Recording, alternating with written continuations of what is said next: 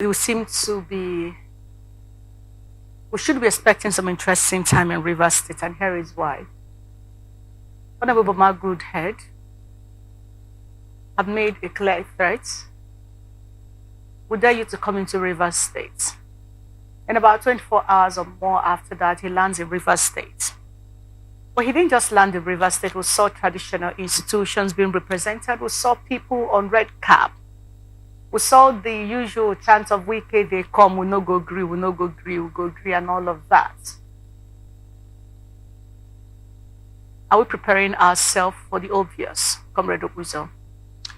You see, like you rightly observed, we saw young men flying the red berets everywhere and the chants clearly saying, you no go agree, enter your house. The truth remains that when you saw the reception, it was seemingly like a traditional reception or possibly a carnival or something was happening.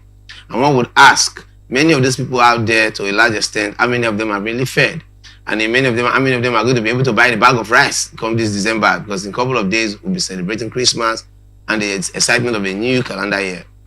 Now, in the midst of all of this, Bama has made a very open threat to the Minister of FCT, and he has showed up in this manner. And most of the names as called out by Bama, the likes of Barry Piggy, Owel Nyeso, and all of them, they showed up with the same minister and in a company of other House of Assembly members, possibly the ones that defected, that didn't defect, or whatever the situation really is.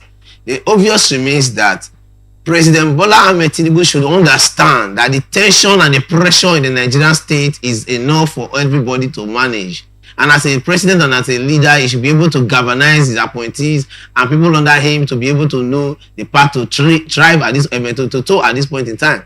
We must not realize that some people have agitated for secession by vocal agitation. Some people have made agitations on paper. Some have made agitations by radio presentations and all. But we should not forget that some people have equally made their statements of what they feel and how they feel by armed struggles. And we don't want to toe that part anymore. And whether we like it or yes, the Niger Delta region is a volatile region, and nobody can come and claim monopoly of power, monopoly of anything.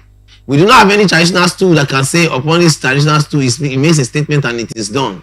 And there is no politician that can come out and beat down on his chest. Yes, we would have seen such replicated in the just concluded elections.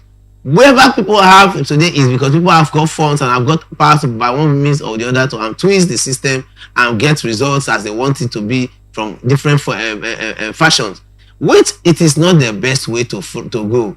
And with these tensions brewing and what's flying, before you know, actions will start, and just one action might ignite another that we did not bargain for. We saw the Arab Spring. We know how it all commenced. A young man said, "I will not accept." He was flogged, and before he knew it, had fear on his body, set himself ablaze, and other people saw it, and this is one suicide, or this is one oppression that led to a suicide. Too many. And the Arab Spring commenced. I don't think anybody will want a Nigerian state to start to be dragged into such because of the interest of any person. No singular individual is supposed to be bigger than the system or the law. But so far so good.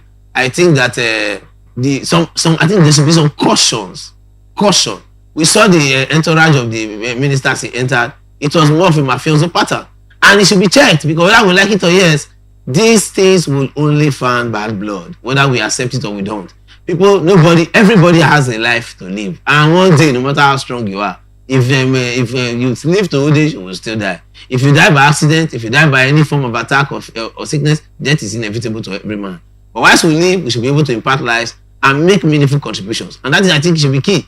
And at this point in time, I think all of this that's happening in Rivers State are very interesting times that should call the former president, Goodluck Jonathan, to begin to send emissaries to the president and let this issue be dipped in the board and addressed once and for all in the most calmly and reasonable manner as expected.